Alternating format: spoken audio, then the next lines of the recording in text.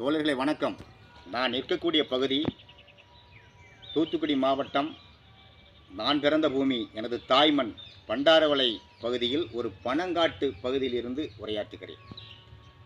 இந்த பனங்காட்டினுடைய நிலையை பாருங்கள். இத்தனை பனைகள் இருந்தும் இந்த பனைகளை ஏறுவதற்குரிய பனை ஏறும் தொழிலாளர்கள் இல்லாத ஒரு நிலைப்பாட்டிற்கு இந்த பகுதி சுருங்கிவிட்டது. 500க்கும் மேற்பட்ட பனையேறுகின்ற தொழிலாளர்கள் நிறைந்த இந்த பூமியில், பண்டாரவளை பூமியில் இன்று 5 பேர் மட்டுமே பனையேறுகின்ற ஒரு குறுகிய நிலைக்கு வந்த காரணத்தினால் கற்பக விருட்சம் என்று சொல்லக்கூடிய இந்த பனை மரத்திலிருந்து வரக்கூடிய பயன்பாடுகள் 800க்கும் மேற்பட்ட பயன்கள் இருக்கிறது என்று சொல்கின்றார்கள். மருத்துவ அறிஞர்களும் விவசாய மேதைகளும் அப்பேற்பட்ட மருத்துவ குணம் கொண்ட கற்பக விருட்சகமாய் விளங்கிக் கொண்டிருக்கக்கூடிய பனைமரம் அழிவு நிலையை நோக்கி சென்று கொண்டே இருக்கிறது. காரணம், இந்த பனை மரத்திற்கும் வரலாற்றுக்கும் இலக்கியத்துக்கும் தொடர்பு இருக்கிறது. பாண்டிய மன்னன் வேப்பம்பூ மாலையை அணிந்தான், சோழ மன்னன் ஆத்திப்பூ மாலையை அணிந்தான், சேர மன்னன் பனம்பூ மாலையை அணிந்தான் என்று இலக்கியங்களிலே இந்த பனைமரத்தினுடைய பெருமையை பறைசாற்றி இருக்கிறது.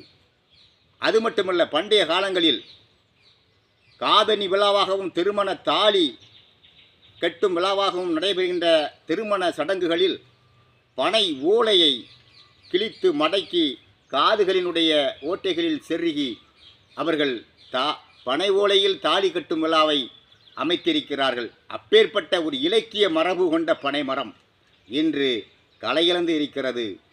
அந்த பனைமரத்திலிருந்து வரக்கூடிய செல்வங்களாக கிடைக்கக்கூடிய மருத்துவ பொருட்களை மீட்டெடுக்க தொழிலாளர்கள் இல்லாமல் வாடி வதங்கி கிடைக்கிறது நமது பனங்காடுகள்.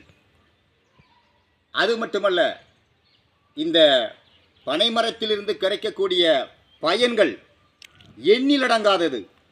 மருத்துவ குணம் கொண்ட ஒரு பயன்பாடுகள் இந்த பனைமரத்திலிருந்து ஒவ்வொரு பொருளும் வேஸ்டாகக்கூடிய நிலைமையிலே இல்லாத ஒரு மரம் பனைமரம். அத்தனை பொருட்களும் உபயோகத்திற்கும் லாபத்திற்கும் மருத்துவ குணத்திற்கும் உகந்த பயன்பாடு கொண்ட மரம் பனைமரம்.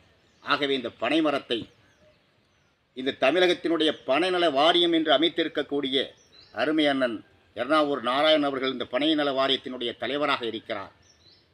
இன்றைக்கு தமிழகத்திலே கோடிக்கும் அதிகமான பனைமரங்கள் இருக்கக்கூடிய சூழலில் லட்சமாக சுருங்கிவிட்டது பனைமரங்கள்.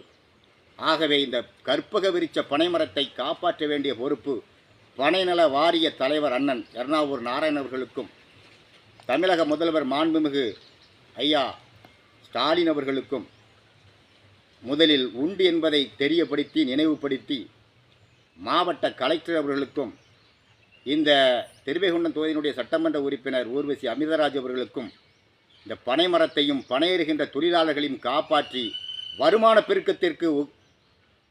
பெருக்கத்திற்குரிய வழிமுறைகளை உண்டு செய்து இந்த பனையேறுகின்ற பெருமக்களையும் பனை தொழிலையும் பனைகளையும் குறிப்பாக பனை மரங்களை பாதுகாத்து ஆக வேண்டும்.